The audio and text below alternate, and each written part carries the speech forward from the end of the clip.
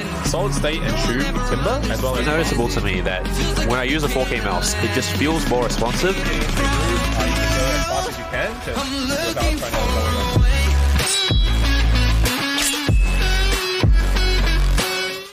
Hey guys, welcome back to another audio review. Today, we're looking at the AüR Audio Aurora. Now, I don't know who named this tongue twister of a thing, but man, they really trying to make it hard for us out here to say. So let's just shorten it down to the AAA or the Aurora. So the first time I've heard of AüR Audio was actually from the Instagram page of Gladiator cables. Shout out to Antonio, where there were customers of his that paired their Gladiator cables with AüR Audio IEMs. Now, at the time, I didn't have much knowledge on AüR and I wasn't particularly interested, but that has since changed with the tour units provided to us. Now, for a bit of background, AüR Audio is a Singaporean-based brand started by Abel and Nicholas, with Abel being responsible for research and development as well as production, and Nicholas dealing with all sales, marketing, and the rest of the admin work and such. All their IEMs are handmade per order, so there is a bit of wait time if you were to place an order, but as a result, you should expect top quality IEMs. Now, they currently have 3 models available, with Aurora being the most affordable option, which we're here to look at today. Without further ado, let's jump into it. So this tour unit of the Aurora just came to me in this little carry case with a stock cable, the IEM, and some ear tips that I'm not showing you guys. Now, I don't actually know if there is extra packaging, but we can just skip that part for now. The IEM costs 766 Singaporean dollars, which equates to approximately 560 USD or 880 Australian dollars for those of us here in Aussie. The driver configuration is 2 dynamic drivers for bass, 4 balanced armatures for mids, and 2 more balanced armatures for the treble. The stock cable is a 2-wire sleeved silver-plated copper cable, and it's very nice in terms of ergonomics. Now, I have heard from somewhere that this cable is actually from AliExpress, but I have not confirmed this for myself, and I don't really care that much. I still prefer to use this cable, even if it was an AliExpress cable, over the stock cable of some of the other IEMs I have reviewed, because some of those are absolutely horrendous. Now, keep in mind, when you buy an IEM, you aren't just paying for the cost of materials. The research and development into a product costs significantly more than we can imagine than the actual materials used. So don't take this lightly. Research and development should, and the keyword is should, make up the vast majority of a cost. The IEM itself is also extremely beautiful. The abalone faceplate is absolutely stunning, and I am a huge fan of this. Now, in the video, you can already tell it's amazing, and even more so in person.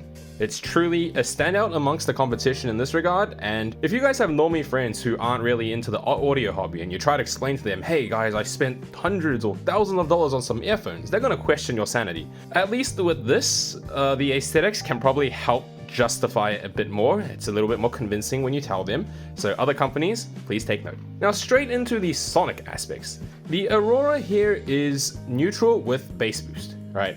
In fact, the tonality is probably the most standout feature of this IEM, and one of the best I've heard at probably any price range. It is the true marketing point for this IEM and should work for any volume, any genre, any mood. Sounds extremely smooth, and it's just an all-round enjoyable listen. There's little to no faults in this regard, and the frequency response is a bit hard to critique because of that. But let us examine this a bit more closely.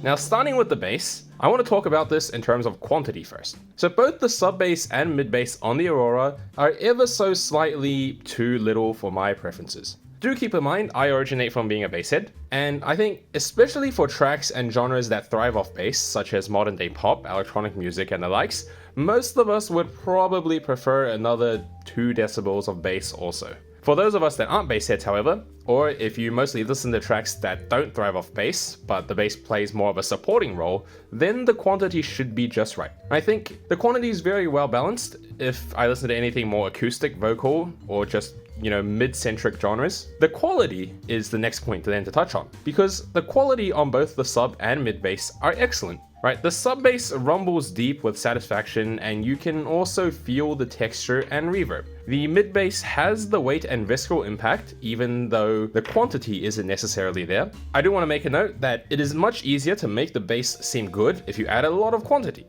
right? But the opposite is much harder. Quantity and quality aren't necessarily in a linear relationship, and in the case of the Aurora, the quality remains very high despite the lower quantity. Now into the mids. The Aurora remains neutral throughout the entire midrange. It's extremely smooth and inoffensive, tilting ever so slightly warm depending on what your definition is. Now, I think the Aurora to be dead neutral, but those that are used to listening to Chi-Fi Harman tuning with leaner mids will probably think it's a bit warm. Regardless, it's extremely natural, remains throughout, inoffensive. The lower mids region, such as male vocals and cellos, have the weight and reverb they should without ever sounding too weighty, too warm.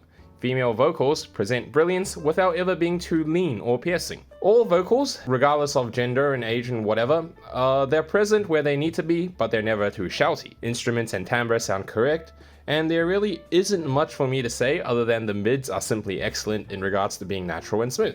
Now, if you are chasing a more colored sound to emphasize a specific type of mids, then maybe you want to look elsewhere. For example, if you want extreme warmth for even more relaxed listening, or leaner, brighter for female brilliance. As for me, the Aurora sits exactly where I'd want it to.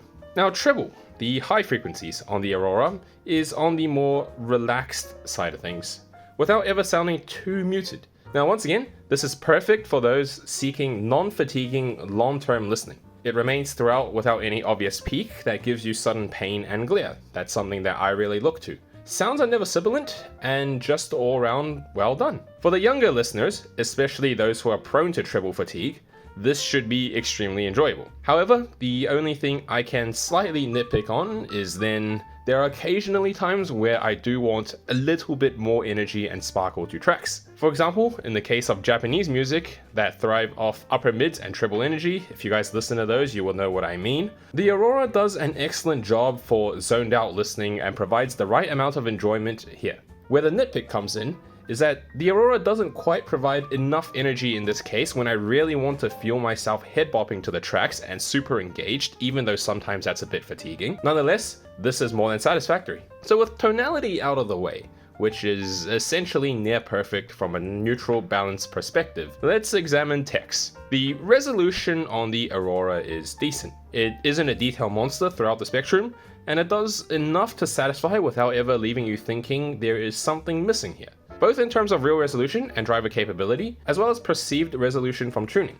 The Aurora does a good job, but not the most standout.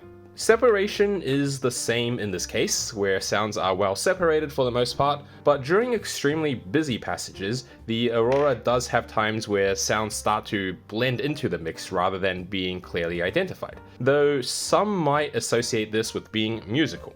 The remainder of the text also need only a little bit of mentioning. There is nothing particularly stand out, but it's not poor either. Staging is alright on both width, depth, height. Speed and dynamics aren't lacking, but also can't compete with certain IEMs in higher tiers. Positional audio and gaming for the Aurora here is also good, and there really isn't much more for me to talk about. All technical aspects are acceptable, but not stand out. So to give you guys the examples in order to match the points above, I think the main competitor, which dominates kind of the Aurora price range, would be that of the Dunu SA6 family series, right? Including the SA6 OG, the SA6 Ultra, and the SA6 Mark II. Now in order to do this, I went into my local store and compared the Aurora to the SA6 series for the sake of this video. So without comparing SA6 OG to SA6 MK2 and so on, I'm going to group them all together for this comparison as the SA6 family. The summary is that the SA6 series surpasses the Aurora regarding text, but the Aurora dominates them in terms of tonality, and it really comes down to what you value more. Now if you were to ask me, I would genuinely pick the Aurora over the SA6s. To keep this short, we'll do a quick run over everything. The Aurora destroys SA6 in terms of bass, right? Both SA6s, or all the SA6s, are blatantly obvious with the weak and unsatisfying BA bass, while the Aurora is far superior in terms of quality, even though the quantity can be higher on the SA6s. Now moving into mids, the Aurora sounds a lot more natural and tonally correct, while the SA6s are a bit more colored and wonky if you want to call it that way, especially in the upper mids region.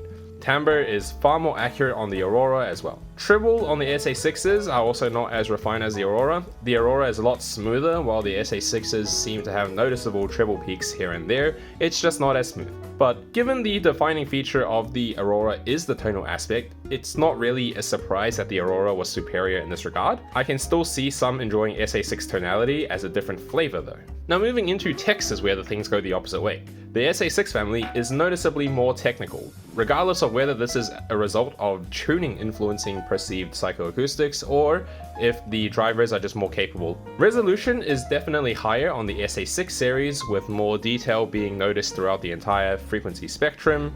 Separation is also slightly superior, but the overall presentation feels a bit more dry. Staging also seemed a little bigger on the SA6 series. Both the Aurora and the SA6s have great positional audio within that sense of space they provide, however. The SA6 was also ever so slightly faster and more dynamic, particularly in the bass region, though this isn't really a surprise given that the dynamic drivers on the Aurora would be slower than the BA drivers used on the SA6. However, satisfaction and quality, definitely still Aurora. I just take the Aurora bass. So in summary, I think they're all excellent choices, and I'm genuinely happy to add the Aurora into that kind of $500 to $600 USD price range as a strong competitor. I would prefer the Aurora over the SA6 for the tonal supremacy versus the improvement in text, because the tonal improvements were far more significant than the tech improvement for my listing. However, I can understand those that would prefer SA6 as well. So once again, that brings us to the end of this review, and I'd like to thank Damien and Nicholas from AüR Audio for organizing this tour. The Aurora was a pleasant surprise, and I look forward to seeing what else AüR can cook up. Hopefully you guys send more of these tour units and stuff over to us, and who knows, maybe there'll be something else surprising in there. Until then, see you guys in the next video.